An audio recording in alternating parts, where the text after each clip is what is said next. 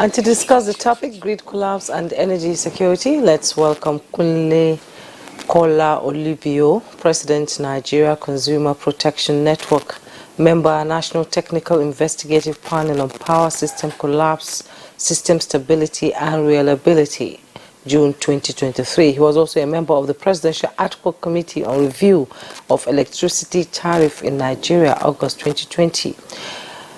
Thank you very much. My pleasure. Good morning, Nigeria. Okay, we also have in the studio Engineer Abubakar Atiku Tambuwal, former Managing Director, Transmission Company of Nigeria, TCN, and currently a board member, Abuja Electricity Distribution Company, AEDC. You're welcome to Good Morning Nigeria. Thank you, and good morning, Nigerians. All right, we also have two guests who are joining us, regular from Lagos Network Center, Odun Omofoma, energy expert and Chief Executive Officer, New Hampshire Group. Odun Omofoma, we're glad to have you this morning. To be on the show again. All right, and also with us via Zoom this morning from Kefi in Nasarawa State is Professor Mohammed Haruna. Professor Mohammed Haruna is now with the National Institute for Policy and Strategic Studies, NIPS, at Kuru near Jos. He's a professor of electrical power engineering and former executive vice chairman of NASENI. Professor Haruna, we're glad to have you join us again on Good Morning Nigeria. Good morning to you. Good morning, Nigerians. Thank you. All right, so gentlemen, this is a subject matter we are returning to. We're just using the grid collapse of last week as an entry point to examine matters around the country's energy security. Let's begin with the former CEO of, that's Managing Director of the Transmission Company of Nigeria, Engineer Abubakar Tambuwal. Engineer Abubakar Tambuwal, help our viewers understand why the nation suffered what it suffered last week when there was a sudden collapse of the national grid. Well, fundamentally, the main reason why we have system collapse can be attributed to two factors. One could be loss of generation, and two, it could also be loss of load. When generators are in service, they are interconnected in a grid, and they function together to provide the necessary power required. And also we have on the other part, in between, there's transmission network that send this power to the load centers. And the load centers, of course, are the distribution companies who distribute power to the customers. So if at any given time there is a breakdown in transmission of this power in any part within this power value chain, there's going to be instability. What happened on Thursday, as you rightly said, is as a result of loss of generation from Kainji Jeba. Whenever we have such issue, if our grid does not support the N-1 criteria of redundancy and other technical factors, if that load is about 10%, or even 10% of what we generate, this system will collapse. And secondly, if we have loads loss, that is, if a major transmission line, particularly 330 kV line, the highest voltage transmission, trips as a result of fault, then there is going to be loss of load. And this is also going to provide stability in the network. So these are the two fundamental issues, all centers around voltage and frequency excursion variations. We have a limit that a system can withstand. So if that limit of voltage has gone higher, or it has gone lower than the limit set, the system will be unstable. Likewise, the frequency. If it's more than 13, the upper level, lower level, the system will collapse. So these are the major causes of instability in the network. Let's bring in Mr. Nkule. When it goes up, the system might crash. When these things happen, the whole nation is usually in total darkness, affecting businesses and livelihoods of people. You predicted earlier that if the national grid gets to 6,000 megawatts, it would definitely crash. Was that prediction taken seriously? Well, like you said, I was a member of the investigative panel on system collapses, and the issues that was brought to the fore, the issue of SCIDA, the issue of proper management of the frequency, the issue of black starting, the issue of spinning reserve for generation, the issue of different layers of system protection. Like just in our typical houses, you're expected to have what we call the distribution board, or some protection that when there are issues, as little as our television, we have what we call the power guard or the UPS, so that the current does not come directly to your TV set, because there are TV sets that's as high as 4 million. So you need to create protection so that when there are issues of load variation, maybe high voltage, they will not come directly to your TV set, they will come to the protection. It's so as simple as that. On the grid, some of these grids were built as old as 30, 40 years ago. I recall that in 2013, the problem with the system collapse in June was as a result of obsolete infrastructure in Benin. A breaker, if you have a breaker, it's only in Nigeria you have equipment on grid and you expect them to last forever. It's not done anywhere. So some of our grid, particularly the conveyor in between the transmission infrastructure, the last administration was able to draw not less than $8 billion US for the power sector, apart from gas infrastructure, investment in brownfield and what have you. Then the Siemens project. So one began to wonder, as simple as reactors you don't have, and you don't have breakers, if there is a concern with generation, like Engineer Atiku have said, if the different layers of the protections are there, within 48 hours, we lost Kanji, Jeba, 132 line transmission. It was engulfed by fire. Then by Friday last week, it was not even recorded. Binikebi substation was gutted by fire. And when you put these two infrastructure together, it's about 4 billion naira, more than about 5 million conservatively. So we cannot continue to operate in that manner. So the issue Engineer Atiku have raised is just as a result of human element.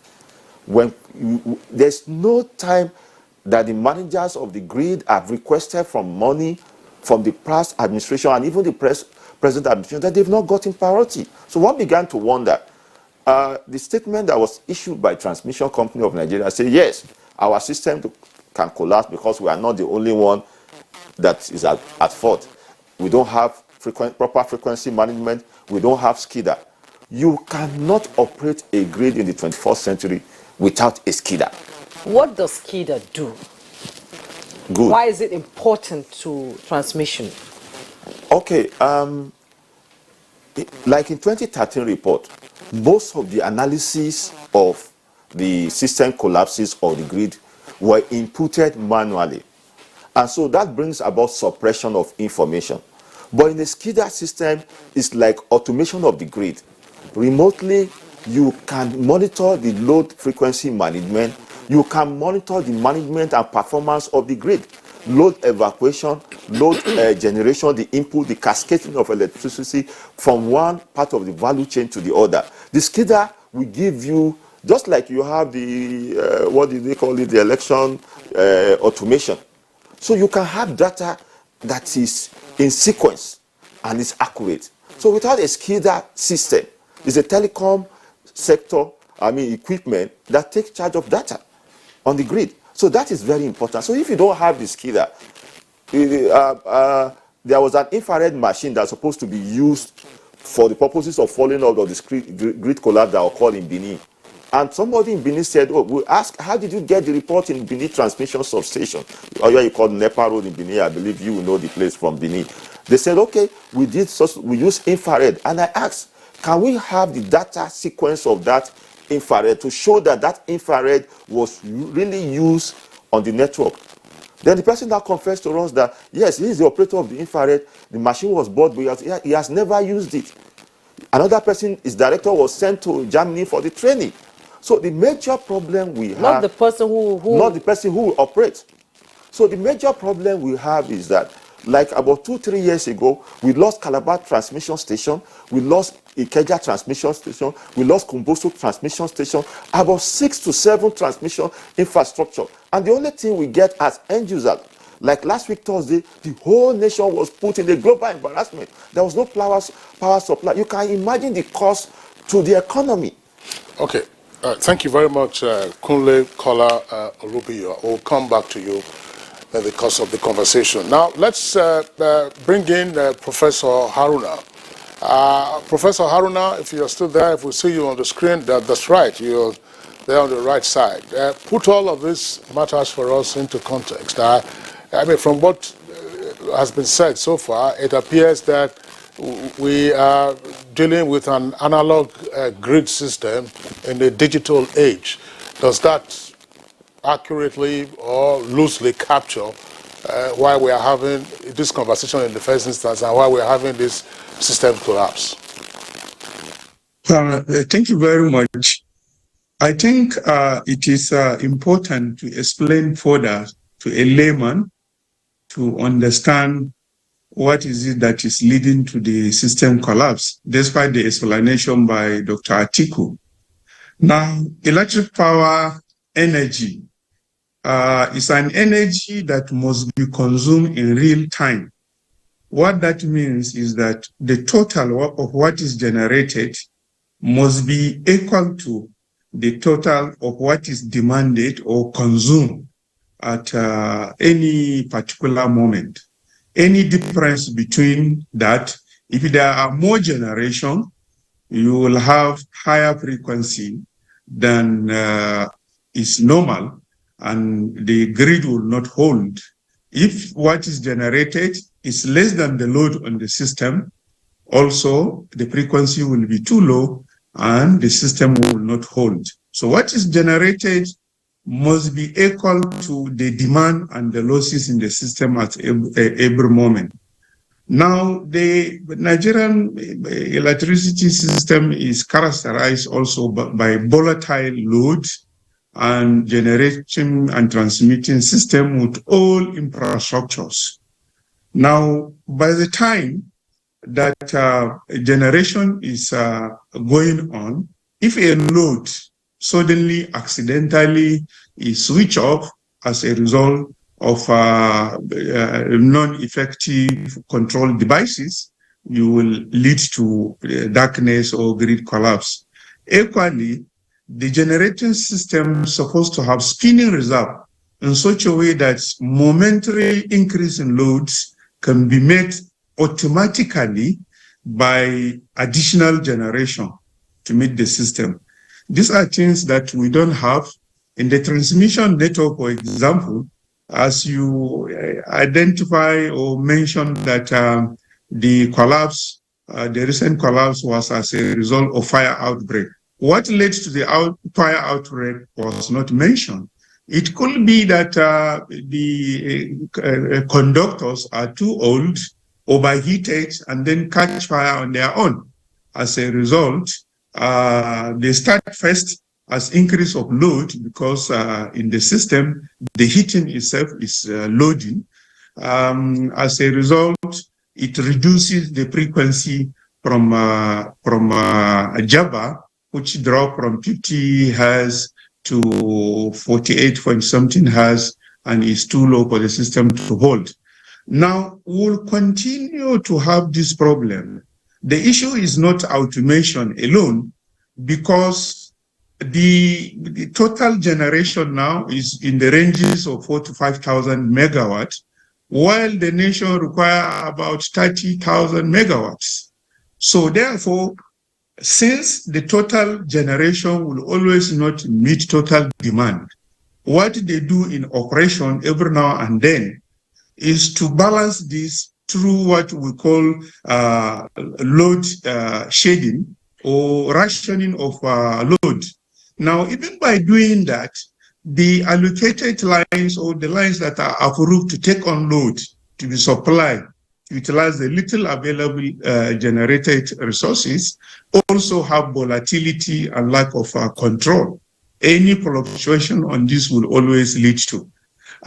It's true, where they have perfect system is system control and data acquisition, or what the Honorable call SCADA, that is used. It's not that in Nigerian grid system we don't have, we have to a certain sort, but no any automation can meet our demand until we have adequate generation, upgrade the deteriorated transmission infrastructure, and also proper coordination between generation, the transmission, and of course the discourse, because the load available in the system must be taken by the discourse at every moment.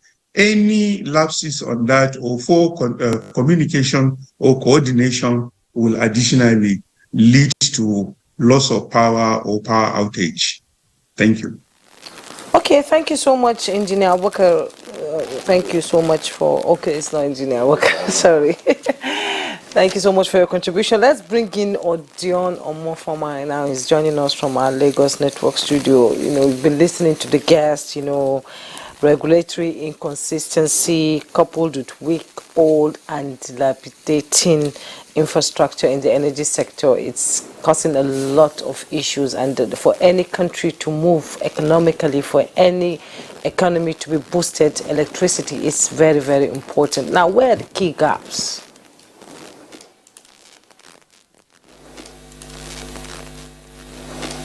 Your last question again. I missed it.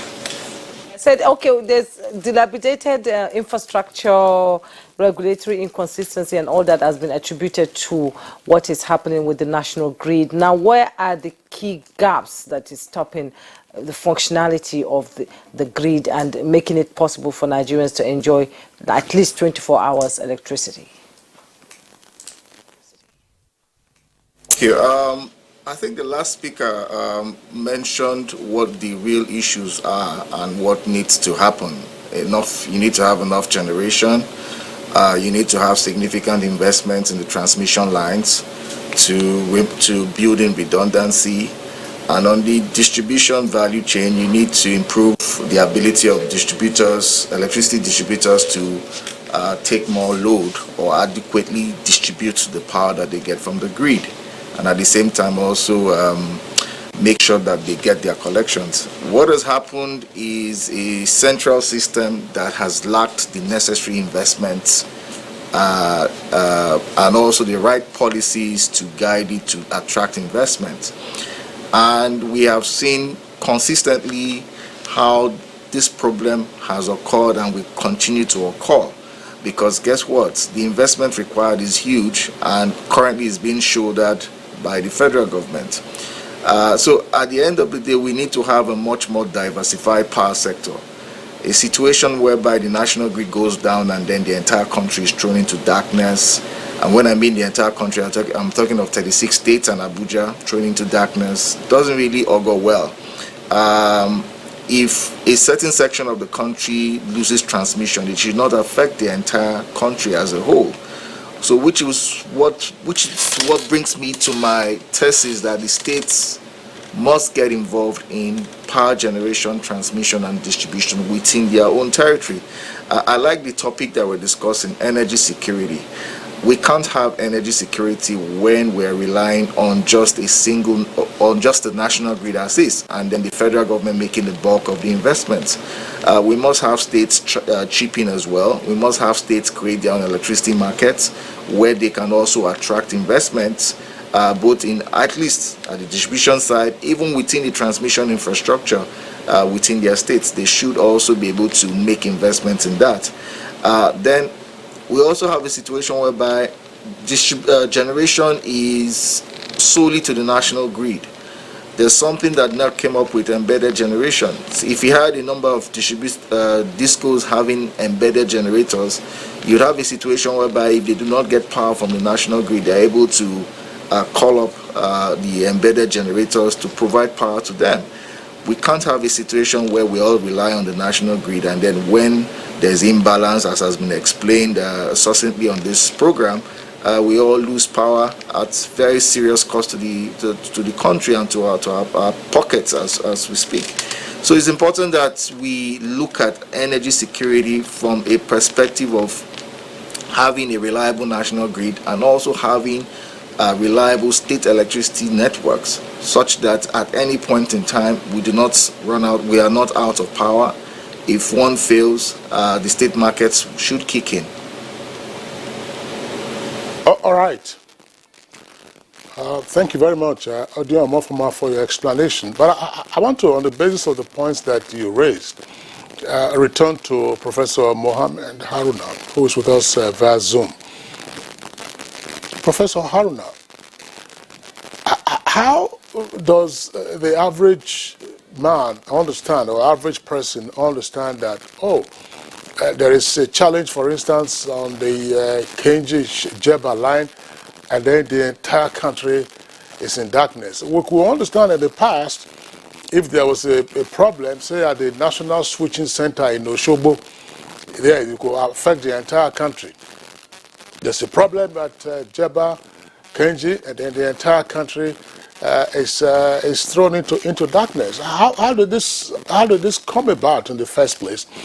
And what was supposed to be the intervention under the Siemens project that the previous administration invested heavily in? They said they were going to complete the transmission loop so that there will be no issues such as we are discussing. So when you keep hearing these matters, are we making any headway? Okay, thank you very much. But still, Oshogbo remained the national control center for the entire country. And it is out of passion with the reality. You need to decentralize the control so that you have regional control centers. To a certain extent, Kainji Shororo is supposed to be another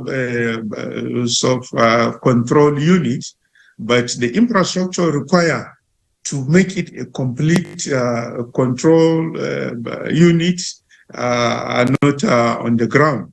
Now, the issue is that the entire network is largely radial. Radial means it's like a straight line. And so whatever happens in any particular portion affects the entire country. So what happened in Shiroro, Kainji circuit 2 affects the entire control, even from Oshogbo, the National Control Center. So the remedy for this is that our network must be double circuit line, or better still, a ring, in such a way that whenever there is a fault somewhere, you can use the alternative transmission line, or you can isolate that system through a ring network. That is not what we have now.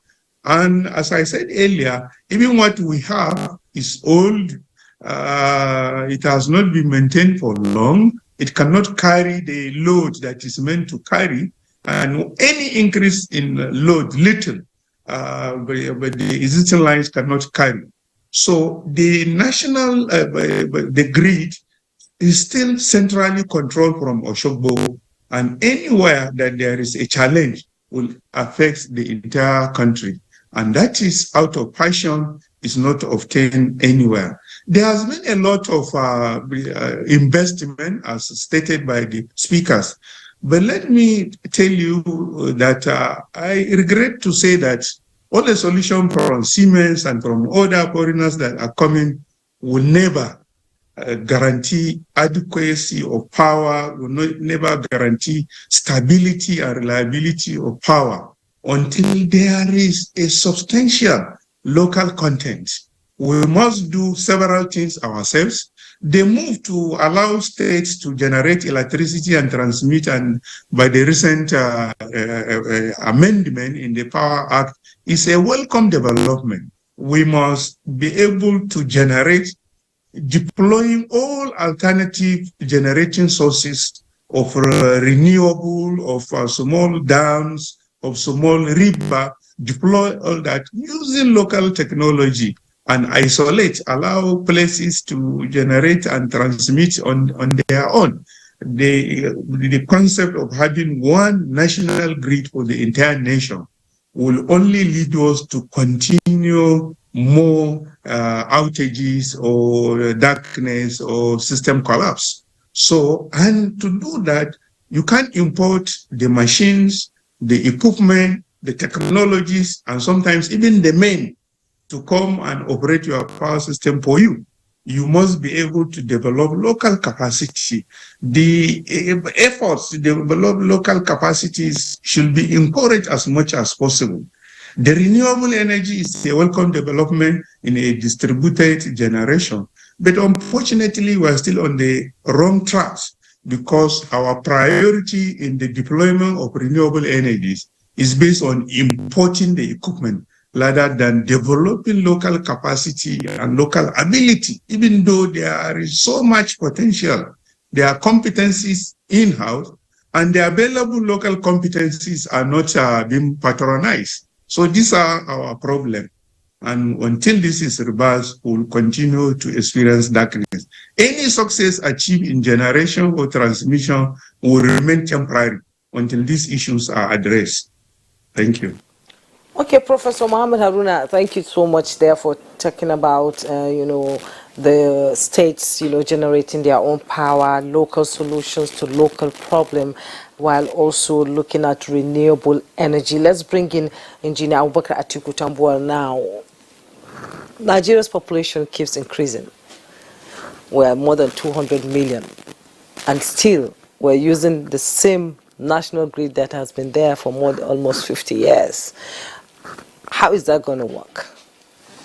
Well, the only way it's going to work is to really improve on the network and equipment. What do I mean by improvement? We can make sure that whenever we are going to do any new project expansion, just like it was mentioned, it has to be in tune with the new technologies.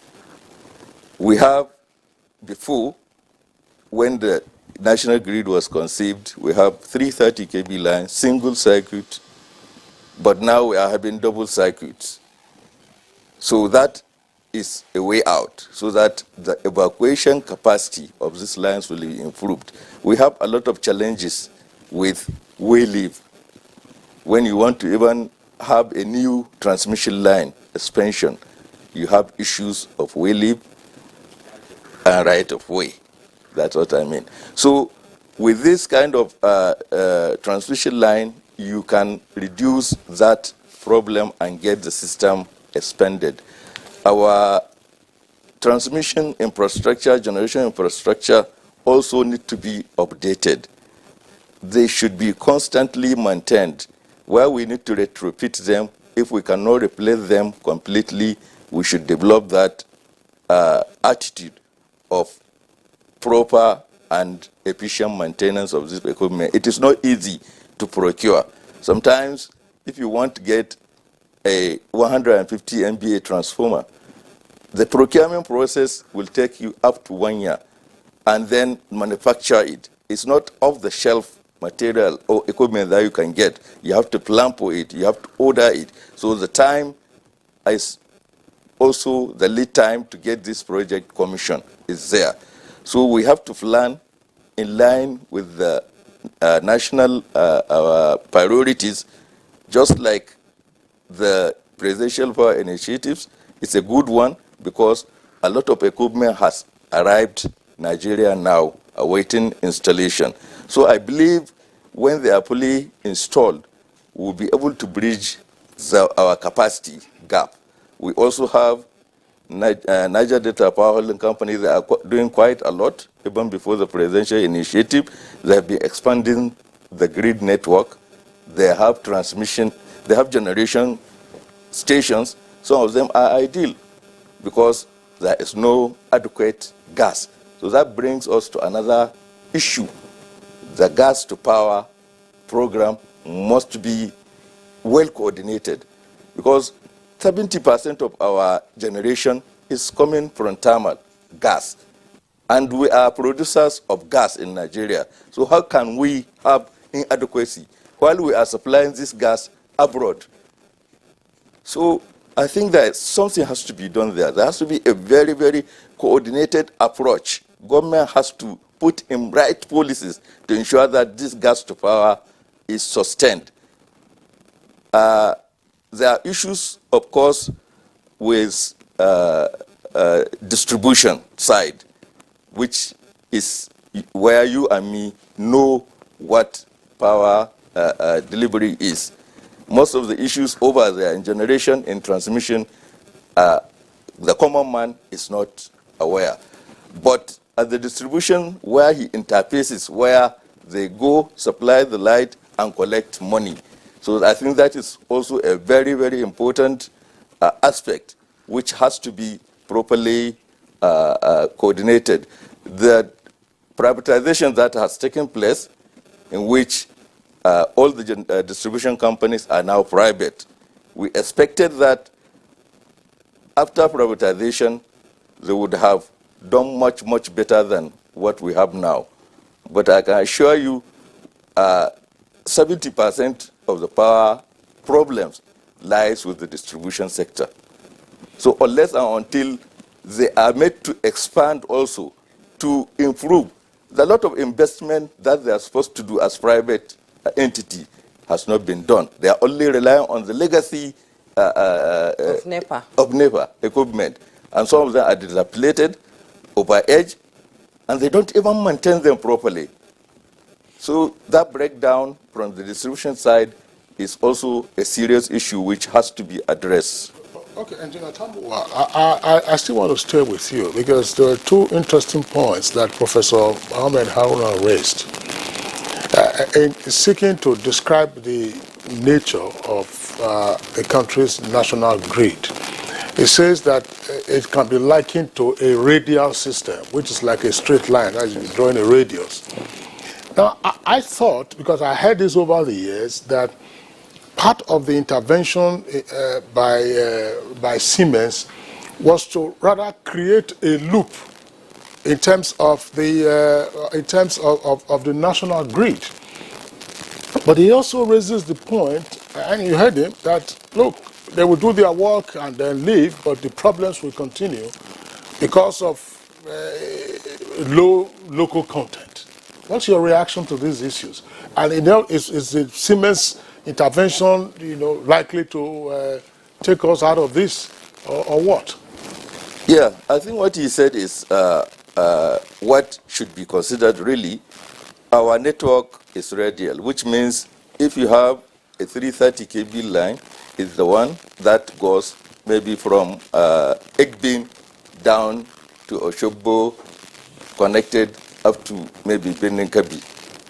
So what you need at that level is such that you have a loop of this 330 kV line to interconnect all the transmission station, major transmission station of 330, which should be interconnected, so that if you happen to lose load or generation, you'll be able to switch over the other way to get power to that to other location. Likewise, the 132 kV. The easiest one, of course, which is easier, is the transmission side. And that is the essence of these Siemens power initiatives. That is what they call the quick wins that they have identified. So I'm surprised if by now nothing significant is achieved on that. Like I said, I have seen and we have all witnessed a lot of power transformers coming in, but we have not seen that effort to create the ring by now we should have seen work going on 330 kV lines to interconnect and make it a loop. So not only on the transmission side, even on the distribution side, we need that kind of structure. Abuja, when it was conceived, I know most of it has this facility. This 11 kV and 33 kV are underground and they are closed with RMUs placed whereby you can do the necessary switching. But other towns, of course, when it was initially done, they are all on radial network. So as much as possible, if we have both at transmission and distribution, a ring system that will help in providing the stability and also the flexibility of moving power from one side to the other. Okay, Engineer Abubakar Atiku Tambuwal, you've raised some issues also, which I'm going to take over to Mr. Kunle. The German electricity company Siemens is to increase generation and distribution capacity in three folds to 11,000 megawatts by 2023. We are in 2023 now. We are not seeing anything on ground. Well, thank you very much. For us at end users, that's what we call political megawatts. You know, there are powers that electricity that is being generated through PowerPoint presentation. You go to seminar and you say, okay, by 2023, you have said it, 11,000 megawatts. We're in 2023. By 2025, 20,000 megawatts, and by 2027, 40,000 megawatts. And we're still less than 60,000. It's not done in that manner. In Egypt, they were able to ramp up power with serious political commitment by additional 20 to 30,000 megawatts within a short span. What is missing here is political will and commitment. We have written to Mr. President. We've been doing follow-up with the Office of the Chief of Staff. You can quote me. During the Jonathan administration, we have a standing committee of presidential committee or advisory committee on power. We have envisaged that Mr. President could appoint somebody that does not have a background, just like appointing somebody to NAC who does not have a background of the sector. It may take them 2-3 years to do the learning. So if you appoint the Minister of Power, with due respect to him, is good as former Deputy Governor of Central Bank, and you know the economics. Now we don't have a Minister of State for Power. We've written to Mr. President before the Chief of Staff that constitute, we've suggested name, including Engineer Atiku Tambuwal, who is there, which is not even known to him. Please bring this team that can see through the discussions or the issues.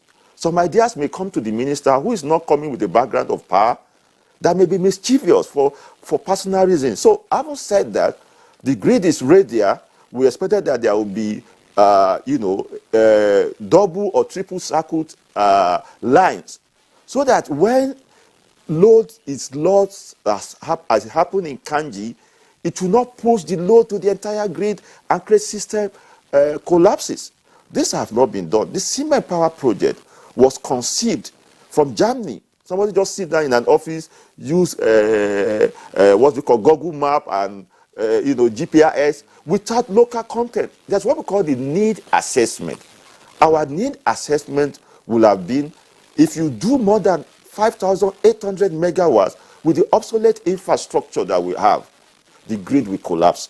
So if TCN is celebrating that for 400 or 500 days, there have not been system collapse, there have been low load evacuation. That's what we call the stress test. The grid cannot withstand a stress load of something above 5,800 megawatts. So if the generation has been low, if load has been rejected, and you are doing a low frequency of 4,000 megawatts, and you are celebrating stunted growth. So the present grid we have now, virtually the equipment is obsolete. If you travel to the south, from Ila, Asaba, Ila, you are going to Ebu and going to some other part of Benin, you will see there are vegetations like rubber and what have you that are encroaching on the grid. Some of these conductors have been cut off by the vegetation. I cannot even recall when last huge investment was made in vegetation control.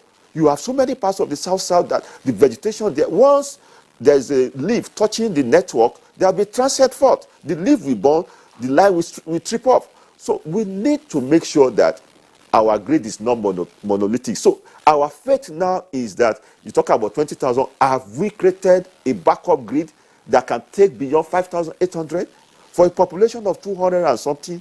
By 2050, our population will be 400 million.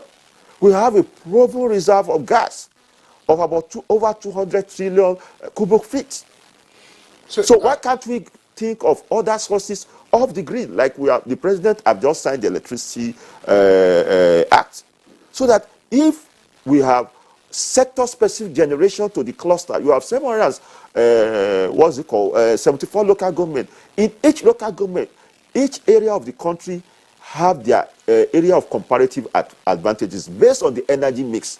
We cannot load everybody to the grid because, like I've said, the investment, the amount of money it will take us to raise the capacity of the obsolete grid beyond 6,000 megawatts is enormous. So let's go off the grid, each local government. If in Talata Mafara, if it is solar, let us have solar generation from photovoltaic. If in a particular... What about windmill? No, I'm just saying, I say area of comparative advantages. Okay. Different part of the country, there are places that you can use fresh water, hydro. There are places you can use wind. Like in the south, you cannot sustain the level of wind in the south or the sun. So in the southern part of the country, there are other, it could be biomass, there are different energy sources. And we have the clean gas, which is what we can adopt as for our energy transition and net zero. So we need to invest in the gas sector to create, we are the 9th largest the country with the 9th rated reserve of gas in the world. Okay. So we need to look at that economy. Let me pause you here. Thanks a lot. You've raised a number of issues. Before we bring in a more formal, I'd like you to clarify this, because at the commencement of today's program, my colleague and I were bantering, and we restated the fact that the TCN, that is the Transmission Company of Nigeria, had celebrated the fact that for about 400 days there had been no grid collapse. But you are slamming that now. Yes. Why? The TCN need to be technically overhauled. Like we have said, the minister is out. He was in Korea. By now, I believe he's on his way to the US. There are work to be done. We need to hit, we mean well for the gentleman, we need to hit the ground running. Politics is over. Engineer Atiku is an APC leader, but we're talking economy here. Politics is over. Whatever we are saying about energy security is about national security. Because when we are even going to talk to investors in India, in Korea or USA, you need the energy here for the energy intensive industries and the clusters. So we are losing out in terms of competition because we are not getting it right. So the minister needs to come back, sit down with us for 1 month. Like one of the ministers was here, and after you were the moderator of the event, and after you asked him 2-3 questions, you were only turning camera from him in his SSA, don't ask minister question again. And he sent me a message after the Good Morning Nigeria. How did you see my performance? I said, wallahi kai kokori. You tried. What we are saying is that it's about knowledge of the sector. The president needs to give us a minister of state to complement the good effort of the minister. The president needs to set up, we are not asking for money. Some of the things we are discussing on air, because our own generation, when we were here, when you finish from university, you already have the job waiting for you. Our youth now you think so? Those days, they even keep what they call the ladder, because the jobs were there where you do your internship. To get a house, a car. To get a car and what have you. So for us to reduce the hopelessness index and this jackpot syndrome, like somebody like me, if you give me a visa, I can only go on a visit. I can't go to any country and stay 1 month because I don't have need for it. I believe in Nigeria. I can't even relocate to the US, maybe for my children. So we need to bring back that mentality. So the president needs to set up Presidential Advisory Committee on Power to give the best of good intention to Mr. President. We have written on that. It's with the Chief of Staff. We are following up on that, and we want that to be activated. Then we need a Minister of State for Power.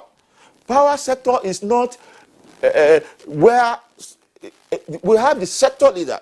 When the person is talking in megawatts, the person should not be talking in other terms. The person must have an idea of what we're talking about. Okay, all right. But let's pause you again, Kunle. Again, you've raised a number of points, but the key essence of what I wanted you to address, The cement. seems lost in the TCN to say that. Look, they are celebrating 400 days. I think you touched on that. They're celebrating low generation. That's right. That's the point I want. That's the point. That's to say you slammed it because the grid had been stable because of low generation, and that anything above 5,800 megawatts, The grid will collapse. The grid will collapse. Is that what you're saying? Because And this is what happened? you can't give what. It's not even what happened. The truth of the matter is that if you give a driver a car to do kabu for you, you know you must change the oil, you must fix the battery. You don't give your own car to a kabu driver. The driver, the owner uses his own vehicle for kabu. It's an engine that is being used. Most of the cement package that was put together, like I said, that's what we call the need assessment. There was nobody from Siemens that came in here before the putting together of this package to discuss with the discos what are your needs, to discuss with the gencos what are your needs. In an ideal situation, people are just looking for where to load foreign loan, because when you facilitate a contract, let me speak straight. We don't. Hang on a second. We know where you're going, so we'll have to pause you and then take a short break on Good Morning Nigeria. When we return, we'll continue with the conversation. All right, you're welcome back, and it's still Good Morning Nigeria on NTA's network service, live from our headquarters studios in Abuja. All our four guests are still with us. Adu Omofoma, Lagos Network Center, Mohammed Haruna, Prof, with us via Zoom, and the two guests we have here in the studios. Adu Omofoma, I want to come back to you. When the new Electricity Act was passed, we had a conversation, I think a two-part conversation, and you joined in that conversation, and I think also Professor Haruna was part of the conversation to say that, okay, the Electricity Act now will provide opportunity for generation, transmission, and distribution within states that may opt to do that. I recall that we didn't quite exhaust the issues around what the relationship would be with the TCN, because the TCN is still, as it were, a monopoly under the control of the federal government. But there are a number of issues that are already coming up. I mean, some of these matters were not quite in the public domain. I'm sure you heard Kunle before we went on that short break. I don't know. How does the Electricity Act, if it becomes operationalized in some of the states, how will it square with what is existing? You have TCN that is trying to modernize, but it's also stratifying itself. And the matters that you gentlemen have raised. Do you have more problems ahead of us?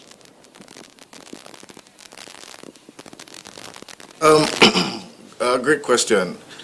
At the moment, what the Electricity Act, where we are with the Electricity Act, is states going through the motions to make the laws for their states. So just last week, Enugu State government, they signed their own electricity laws in place.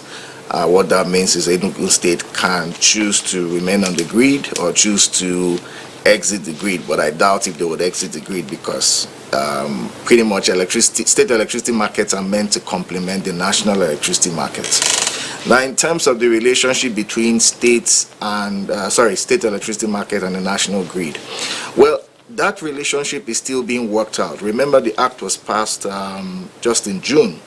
So at the moment, all the regulatory issues and the technical issues are being looked at. Clearly, what a number of states will do is license their own generators, license their own transmission companies within their states, if they so desire. But more importantly, I think a lot of it will focus on distributed generation, where you generate and pretty much distribute to clusters within states, pretty much taking those areas off the national grid. But within short to medium term, a lot of these states will still rely on the national grid because that's where you have your most reliable source of rather your the electricity source is still cheap. To make those investments at the ground at the states would require some time, long lead items to be purchased and implemented. So a lot of the states will still rely on the national grid. And I think it's more of how the regulations are structured to allow state entities take power from the national grid or supply power into the national grid for other states. And those provisions are still being worked out. The states will need to set up their own regulatory commissions who will then interface with NERC and also the TCN, the market operator, the ISO, or rather the systems operator, to determine how this whole arrangement will work out. But clearly there has to be that framework. Now there's something that Kunle Olubiye was talking about, the role of the minister. I think we shouldn't, it's very important to dimension the role of the minister under the laws right now. And for me, what is clear to my mind is that the minister just needs to sit down and focus on what the law has put in place, which is come up with a national electricity policy and strategic implementation plan. Right? We don't need to be setting up committees or presidential initiatives or whatever. The minister needs to focus on developing that national electricity policy and strategic implementation plan in conjunction, together with the states and other stakeholders. It's not chasing generation, it's not chasing distribution, it's not chasing transmission. For me, the first 1 year of the minister must be focused on developing that plan. He is not the one that will write the plan, but he pretty much will give guidance. And if we have such a plan, then a number of these issues will be addressed. Particularly the question you just asked me, what is the interface between the state electricity market and the federal electricity market? Nobody's thinking of that yet, at least from the federal level. So the minister needs to sit down. My advice to him is get the Federal Ministry of Power to put together that standing committee to start to work on that plan. Without that plan, we've pretty much just been doing what other ministers have done before him, which is they come up with their own plans based on what they think is the problem, and then they go ahead and implement it, and it doesn't really work. The Siemens program came out from one of these ministers coming up with a plan on its own, and we are seeing how that is going. And in fairness to Siemens, their plan was pretty much to address some of these gaps that we're currently seeing. They're doing that, but it's very slow.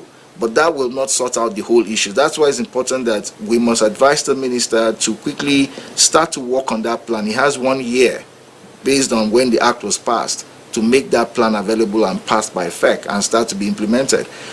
So for me, that's what I would advise the minister. He needs to sit down and work on that national electricity plan so that we know where we're headed to, how electricity will move in terms of renewable energy sources, how state electricity markets will interface with TCN and the federal markets, how other policies that will bring in investments into the sector will be structured. Thank you very much. Still talking about investment and making sure that the power sector works, let me bring in Professor Mohammed Haruna. Now, it's been said that for the sector to function optimally, there must be an effective monitoring and evaluation department of the power sector. And Mr. Kunle actually said about a transmitter that was brought, but the person to operate it was not trained. Another person went for the training. How can we, bring everything on the table to ensure that there is effective monitoring and evaluation in the power sector so that we cannot keep having this power grid failure all the time? Yes. Yes, you are right. Effective monitoring and evaluation is compulsory for a system to be stable. But at the beginning, there must be a good planning. There must be an appropriate strategic implementation plan, which should be followed. Otherwise, no amount of monitoring and evaluation can address the issue. The challenges we have is putting the right people in the right place, or putting a round peg in a round hole. And the issues of the state electricity working together with the national grid. We have an example that has worked for ages in this country. The Nigerian electricity supply company was the only one generating, transmitting, and distributing electricity in the whole plateau state. And that when they later on operated side by side with the old NEPA. And up till now, they are still generating, even though not in a large quantity. But their power generated is taken by TCN and then to the discourse. So already this plan has worked. And when NESCO, as they are called, when they were at their best, the old plateau states, the areas they were able to cover, experienced no power failure because it's private sector driven. And they are still in existence, and what they are generating is taken. So how do the states, if they generate their electricity, will work together with TCN for provision? It's not a problem. They consume what they are able to generate and either meet the remaining demand they have from the national grid, or their excesses can be transmitted to the grid. That is not a problem. And if there are certain technical issues, their own power generated can operate as an island. That is by separating from the grid and then meet that requirement. The issue is to have the adequate power. Now, monitoring and evaluation, as you ask me, is necessary in every plan. But if you don't have a good plan, you don't have appropriate implementation strategy, you don't have competent human beings to execute the plan, no monitoring and evaluation can be meaningful. Quickly, before we come back to the studios and call it time on today's conversation, you were talking about local content, infusion of local content into the power value chain in Nigeria. How do you achieve a break-in of the local content, and why is it being resisted so far? Yeah. Well, the local content is resisted by those that are benefiting from the importations instead of patronizing what is available locally and supporting the growth. You must produce some equipment locally that you need in your power sector. You must not, when you need a bolt and nut for a particular section, they tell you you have to wait, it has to be imported elsewhere. And you go there, they say that they have to manufacture especially for you. To be frank with you, no foreigner will support you growing your local content.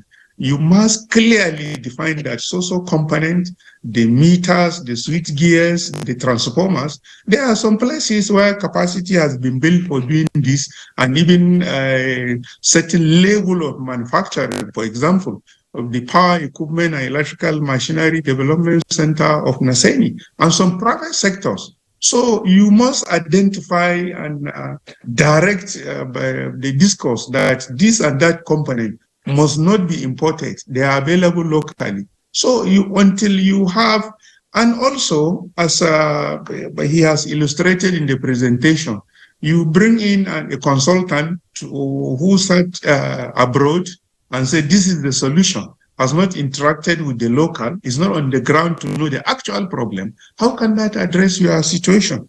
Right people must be placed in the right places, patriotism and also political will, and patronage of what is available locally, and deliberate effort to improve the local capacity are necessary. Okay, Professor Haruna, thank you very much. Back to the studios here. Engineer Atiku Tambuwal. It looks like there's probably still more bad news ahead with respect to the transmission instability. And so what do you think are the quick wins in this part of the value? Well, I want to be more optimistic than what you are thinking. I think bright days are ahead. Just like what Professor Haruna said, what we need is the proper political will and also dedication from all stakeholders. Coming to TCN in particular, TCN should be able to have its own plan, expansion plan, which I know they do, and they should adhere to it religiously and make sure that they address issues that can make the system more stable. One of it we have identified already is the radial network. We need to close to make it ring. That is one. Two, we also have what you call, Kunle has said so, spinning reserve. Spinning reserve is a generation facility. It is a generator.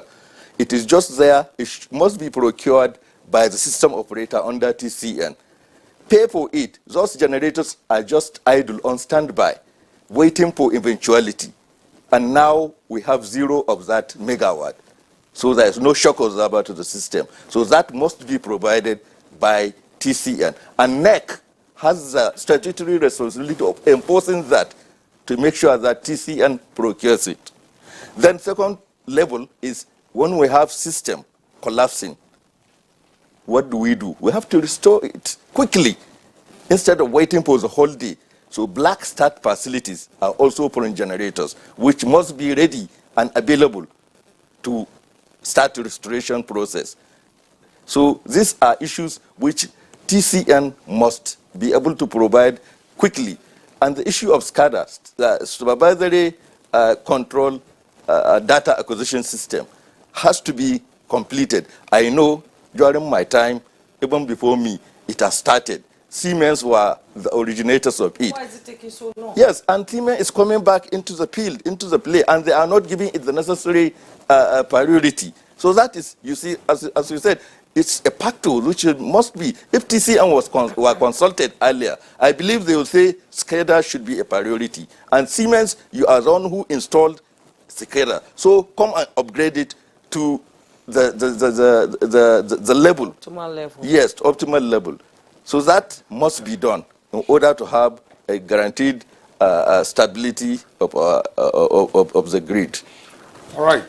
Thank you very much, Engineer Abubakar Atiku Tambuwal, former Managing Director, TCN, and now a board member of Abuja Electricity Distribution Company. We appreciate your contributions to our conversation this morning. Here in the studios, Kunle Kola Olubio, President, Nigeria Consumer Protection Network, and he was a member of the investigative panel on power system collapses and stability and reliability. Kunle, we appreciate your insight. From Lagos, we were joined by Odion Omofoma, energy expert and CEO of New Hampshire Group. Odion, always a delight having you on Good Morning Nigeria. Similarly, we are grateful to Professor Mohammed Haruna, former Executive Vice Chairman of NASENI, who is now at NIPS, Kuru, near Jos. Thank you very much, gentlemen, for your insights. Let's go over to our sports desk.